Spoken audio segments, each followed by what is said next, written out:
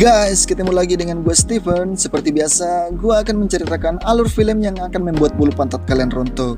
Anjay. Tapi sebelum lanjut, gue cuma mengingatin nih, kalau di konten ini mengandung full spoiler. Dan tak lupa gue doain kalian banyak rezeki, sehat selalu, dan yang paling penting tetaplah putus asa ya guys ya. Dan tanpa banyak bacot, so check this out.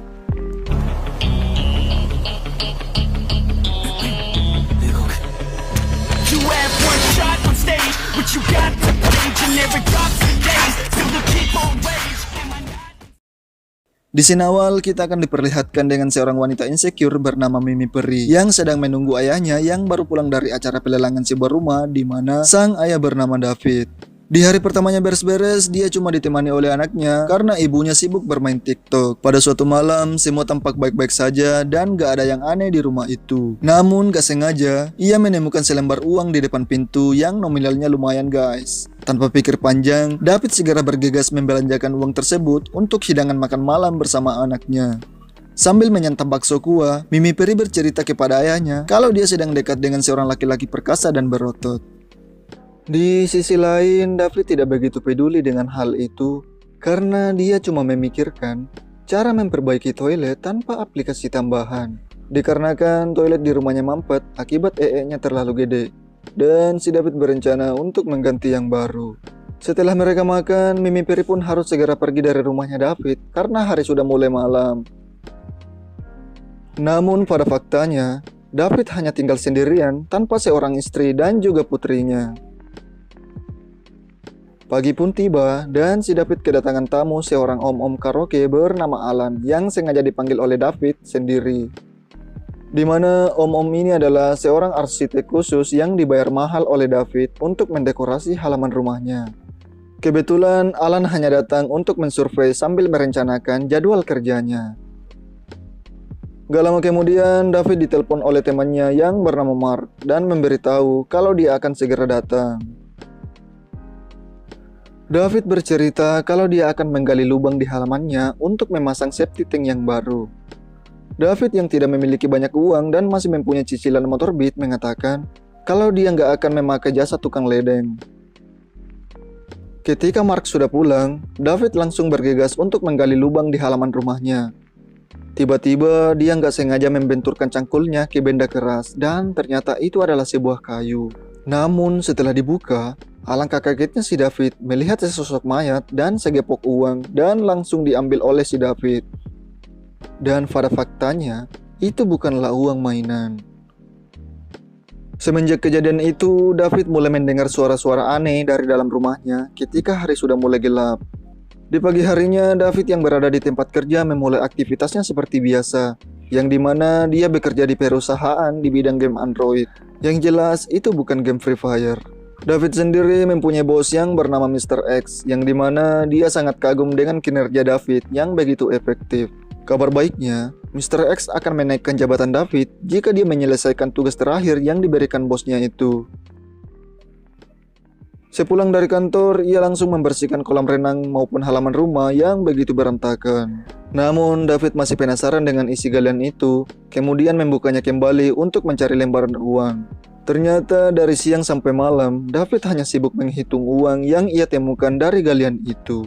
Dan yang lebih mengejutkan adalah, tumpukan uang itu berjumlah sangat banyak, yaitu 3 juta dolar, atau kalau dirupiahkan sama dengan 40 miliar Zimbabwe.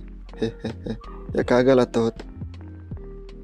Tetapi David kembali mendengar suara-suara aneh di bawah lantai dasar rumahnya. Dan ketika diperiksa, melainkan hanya ada seekor kucing yang lagi nungguin giliran kawin yang membuat David kaget. Ditambah lagi kondisi galian itu masih biasa saja dan jasad si kakek-kakek itu dalam keadaan terbaring santuy.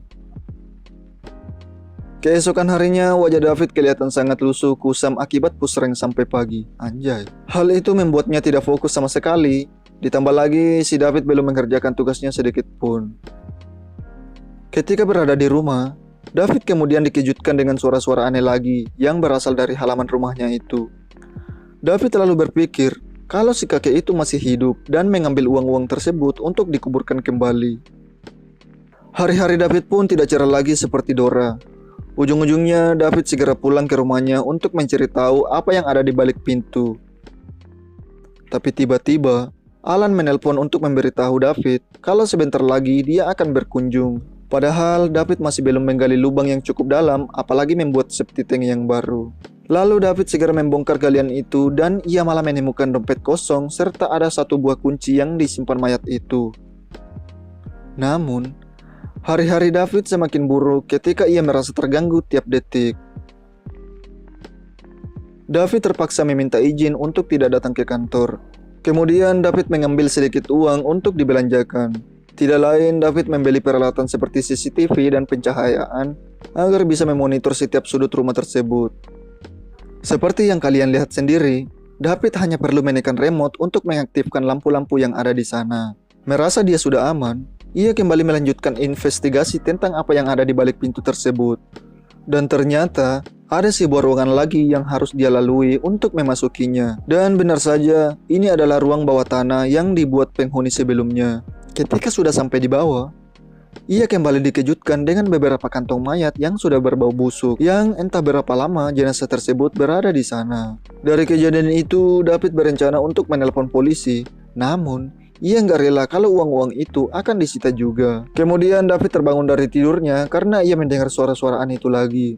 Dan tiba-tiba, listrik di rumahnya kemudian padam secara mendadak saat ia memantau CCTV. Nggak lama kemudian, listrik mulai nyala lagi, namun David kembali dikejutkan dengan kakek itu yang sudah berada di depan kamarnya. Dan sepertinya kakek tua itu memantau pergerakan David dan sudah menyadarinya. Dan benar saja, David segera mengejar kakek itu yang mencoba kabur dari pantauannya. David yang terburu-buru kemudian menginjak beling bekas gelasnya yang jatuh pada saat itu. Dengan kondisi itu, David tetap memaksakan untuk datang ke galian tersebut sambil membawa tongkat sunggokong. David yang kelelahan akhirnya tertidur pulas di atas jasad si kakek itu dan terbangun dengan hati yang ceria. Merasa David dikerjai habis-habisan, ia kemudian bergegas ke kantornya. Tapi tiba-tiba, si kakek itu muncul kembali di halaman rumahnya sambil menatapnya layaknya penagih hutang. Tanpa pikir panjang, David gak akan menyia-nyiakan kesempatan itu dan langsung mengejar kakek tersebut. Namun, mayat si kakek masih terbaring dalam lubang tanpa memperlihatkan gerak-gerik kalau dia masih hidup. David kemudian mengambil sebuah gergaji mesin untuk memotong kaki mayat itu agar si kakek tidak berkeliaran, pikirnya si David. Di sini sudah jelas kalau si David sendiri mengalami halusinasi yang luar biasa, dikarenakan merasa bersalah karena mengambil uang-uang tersebut. Dan tentu saja, itu juga menghancurkan mentalnya. Sampai-sampai dia memaki bosnya dengan kata-kata kasar. Alhasil, David kehilangan pekerjaannya dengan cara yang tidak wajar. Setelah diusir dari kantor, pikirannya pun semakin kacau balau. Dan ia pun tidak akan membiarkan siapa saja mengambil uang itu. Lalu Alan yang tidak bersalah dihabisi oleh si David. Dari sinilah David mulai mengalami penurunan moral setelah ia berkelimpangan uang. David rela melakukan apa saja dengan obsesinya yang sudah parah terhadap uang-uang tersebut. Sampai-sampai ia tidak bisa membedakan mana yang peduli dengannya maupun orang yang tidak peduli sama sekali. David kemudian semakin gila dan membabi buta untuk menutupi perilakunya. Alhasil, ia kemudian panik sendiri dan kebingungan untuk menyembunyikan uang-uang tersebut. Hari demi hari, David semakin parah dikarenakan ia mengajak uang-uang itu untuk menonton sebuah film Indosiar. Itulah pentingnya jika ada suatu masalah, segeralah ceritakan ke sanak keluarga agar beban tidak terlalu berat. Gak lama dari itu, David kedatangan seorang tamu yang tidak lain itu adalah pacar dari anaknya sendiri. Namun, David yang sudah berpikir layaknya Titan langsung memukuli pria malang tersebut. Dan lebih parahnya, ia diseret dan akan dibungkus hidup-hidup oleh si David.